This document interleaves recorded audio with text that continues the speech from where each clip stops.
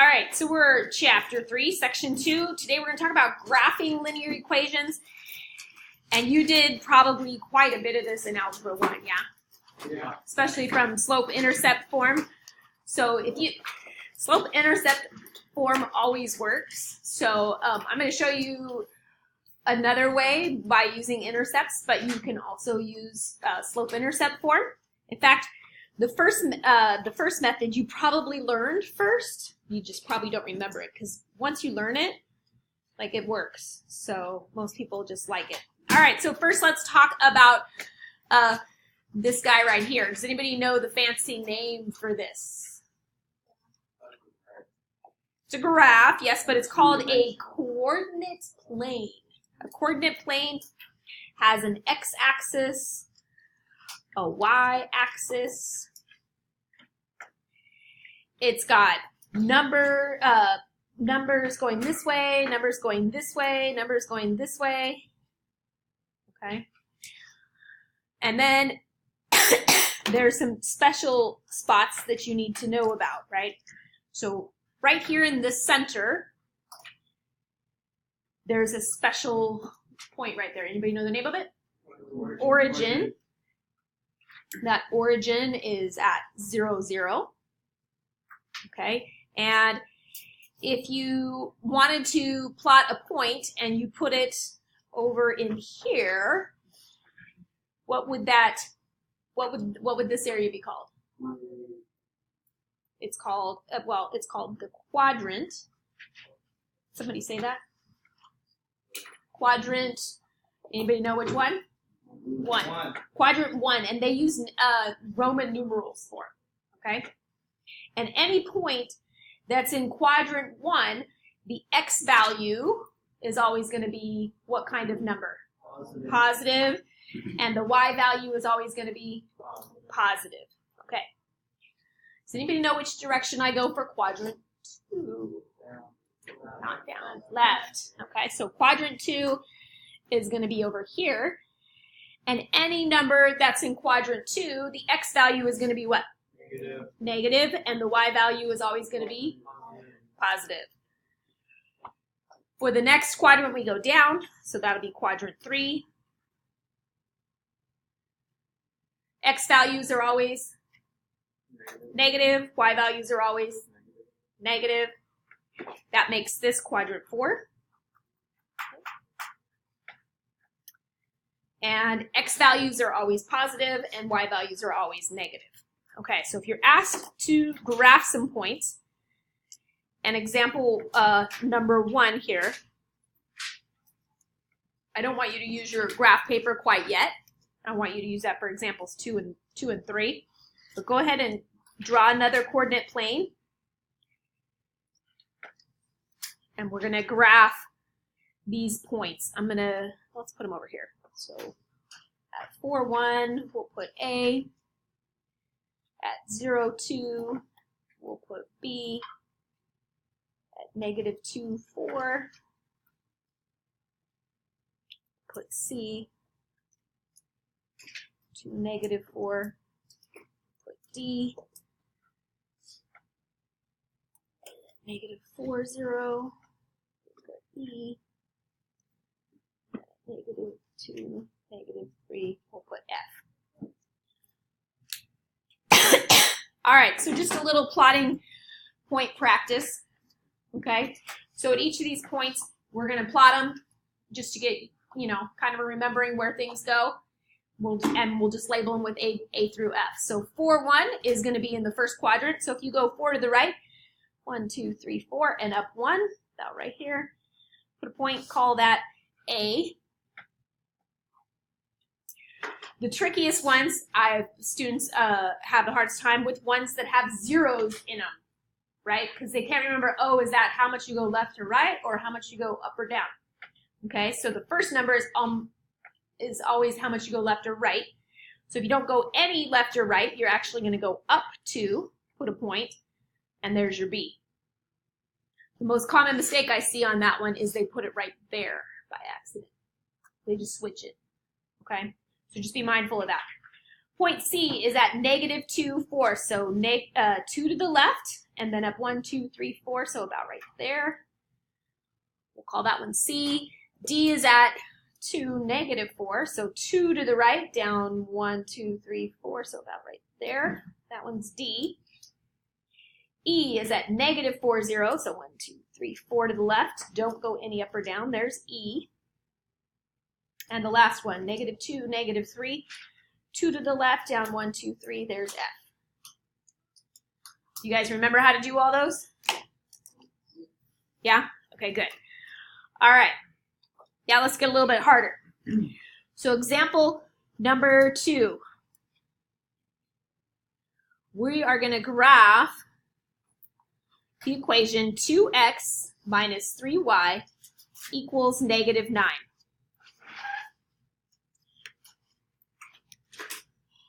Okay, so like I told you, there are going to be 2 ways to graph this. Okay, obviously you can get it into slope-intercept form, or you can use what's called intercepts. So both methods will get you to the same place. Okay, so let's do this intercepts method first. Okay. So the first thing we're going to do is plug in 0 for x. Anything times 0 is 0. And if you're having a number multiply by 0, it basically gets rid of that term, right? So if I multiply 2 times 0, I get 0, and I'm left with -3y equals -9. It's like magic. You see how I did that? Okay, then you divide by -3, and you get y equals +3. So if you were going to graph this, and we will in just a second, you will have a point at x equals 0, that's what we plugged in for 0, and y equals 3. How many points do you need to make a line? 2. So there's 1. Let's get another one, okay? So the other one, now we're going to plug in 0 for y, because anything times 0 is 0, right? So if we plug in 0 here, this term is gone, and we're left with 2x equals -9. So I just kind of will cover it up with my finger and see what's left. So I have 2x equals -9, divide both sides by 2, and we get x equals negative, what's that, 4.5? Okay, and that gets us our second point. We plugged in 0 for y, so the 0 goes there. And we got x equals -4.5. So we have 2 points. You plot them on a graph, and then you draw your line, right? So that's method number 1. Method number 2 is the one you probably practiced quite a bit and you got very good at in Algebra 1, where you take 2x minus 3y, set it equal to -9, and you just basically solve for y. So subtract 2x from both sides. You get -3y equals -2x minus 9. Divide everything by -3. These cancel, and you have y equals, if you have a negative over a negative, change them both positive, so 2/3 x, negative and a negative, so another positive. 3 goes into 9 3 times. Okay? So then you have this equation in slope-intercept form. Let me move this up just a little. Probably have to zoom out to get my graph going. I'm going to have to move it up even more. There we go. Okay, so on your little piece of graph paper, in the one that you labeled number 2, we're going to graph this. And you really have a choice. You don't have to do both of these. I'm just showing you both of these so you can go, oh, I have options, right? So I'm going to show you the first way. All right, first point is at 0, 3. That means you don't go any left or right, but you go up 1, 2, 3. Put a point. And the other one is at -4.5. So you're going to go 1, 2, 3, 4, and halfway. and you've got 2 points. Draw your line, put little arrows on the end, show that it goes on forever. Okay, I graphed that one in purple. Now let's graph the next one in pink. So this one crosses the y-axis at 3. So if you start at the origin and you go up 1, 2, 3, oh, look, it's the same point. Then you have a slope of 2/3. So from here you go up 1, 2, over 1, 2, 3. Oh, it's the same line. Okay? All that just to prove to you that it's the same. Okay? So if your equation is in what we call right here standard form, you can use the intercepts method, or you can change it to slope-intercept and graph it from there. Either way works. Any questions on that? All right, let's look at one more weird kind of question you're going to see in the book. I'm sorry, was anybody still copying that graph? You probably need that too. All right. Oh, except for I get it. Okay.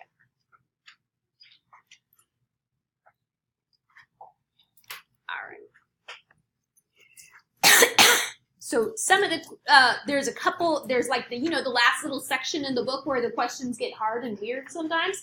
Okay, so here's one of them.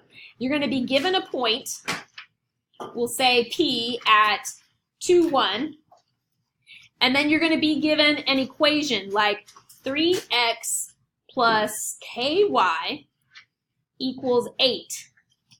And then they're going to say, what value of k is going to make it go through that point.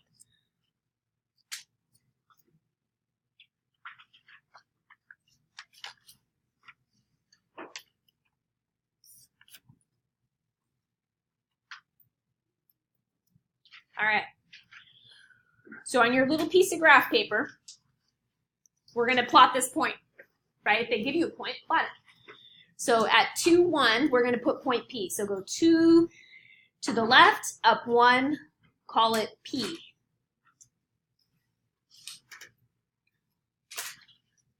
Right? Then we've got this equation, and it has x and y in it, but it also has this k. So we need to figure out something with k. And so we're going to need to start doing what we did in example number 2 to try and get the y by itself. Okay? So watch this. Subtract the 3x from both sides, and you get ky equals negative 3x plus 8.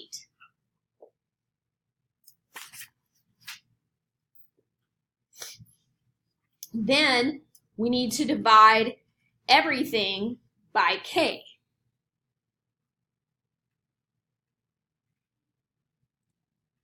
Okay, so what number or what value can we plug in here to get through this point P? I know it's crazy, but we needed to intersect this y-axis somewhere, right? So if we plugged in a 1, it would be all the way up at 8. So 1, 2, 3, 4, 5, 6, 7, 8. Be way up here, and it would have a slope of down 7 and over 2, which would not be the slope. So it's definitely not 1. But what if we tried 2? 8 divided by 2 is 4. So if you go up 1, 2, 3, 4, that puts it right here. And then it would have a slope of 1, 2, 3 over 1, 2. So this is crazy. But if we divide everything by 2, we get y equals negative 3/2 x plus 4. You go 1, 2, 3, 4 right there. And the slope is down 1, 2, 3 and over 1, 2. So negative 3/2 is the slope. Okay? So those are kind of weird. If you get stuck on those, let me know. I'll help you try some different numbers. And then there's only like a couple of them. Okay?